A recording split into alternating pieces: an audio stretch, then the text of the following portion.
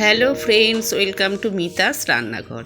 আজ নিয়ে এসেছি বিকেলের সেরা জলখাবার, চিংড়ি মাছ দিয়ে মুচমুচে মোচার চপ। মোচার সাবেকি স্বাদ আর চিংড়ির দারুণ ফ্লেভার মিলিয়ে এই রেসিপিটা একবার খেলে বারবার খেতে চাইবেন। চলুন কথা না বাড়িয়ে ঝটপট দেখে নিই আজকের এই রেসিপি।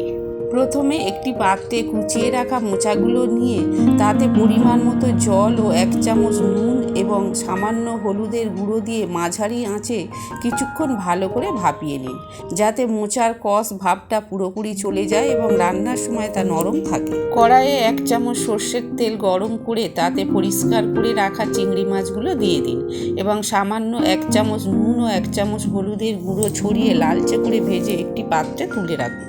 ভাজা মশলার জন্য কড়াইয়ে 4টি শুকনো লঙ্কা, 4টি লবঙ্গ, 2টি এলাচ, 4টি গোলমরিচ, 1 চামচ ধনে এবং 1 চামচ জিরে দিয়ে হালকা আঁচে কিছুক্ষণ নাড়াচাড়া করে ভেজে নেব। ঠান্ডা করে মিক্সার গ্রাইন্ডারে দিয়ে ভালো করে গুঁড়ো করে নেব।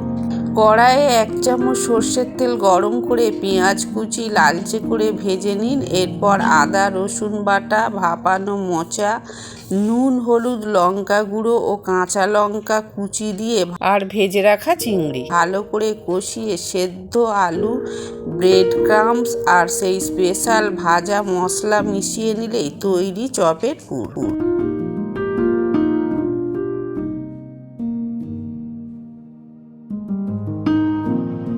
এবার এটা একটা পাত্রে তুলে ঠান্ডা করে নেব। একটি পাত্রে 1 চামচ ময়দা ও কর্নফ্লাওয়ার, 1/2 চামচ গোলমরিচ গুঁড়ো আর অল্প জল দিয়ে পাতলা ব্যাটার তৈরি করে নিন।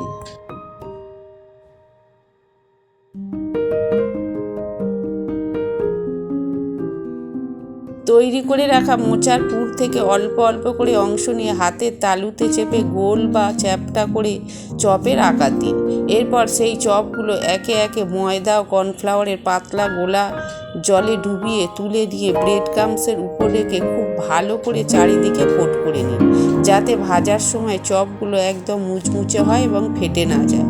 এখানে আমি ডবল কোট করে নিয়েছি।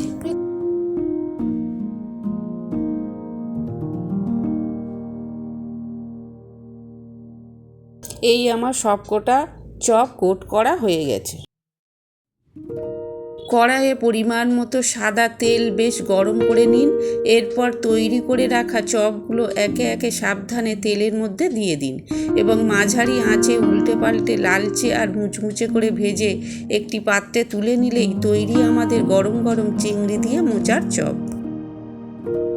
বিকেলের আড্ডায় কাসুন্দি বা টমেটো সস আর পেঁয়াজ কুচির সাথে এটি জাস্ট জমে যাবে। রেসিপিটি ভালো লাগলে লাইক করুন ও শেয়ার করুন, আর এমন আরও রান্নার ভিডিও পেতে চ্যানেলটি সাবস্ক্রাইব করতে ভুলবেন না। ভালো থাকবেন, সুস্থ থাকবেন, ধন্যবাদ।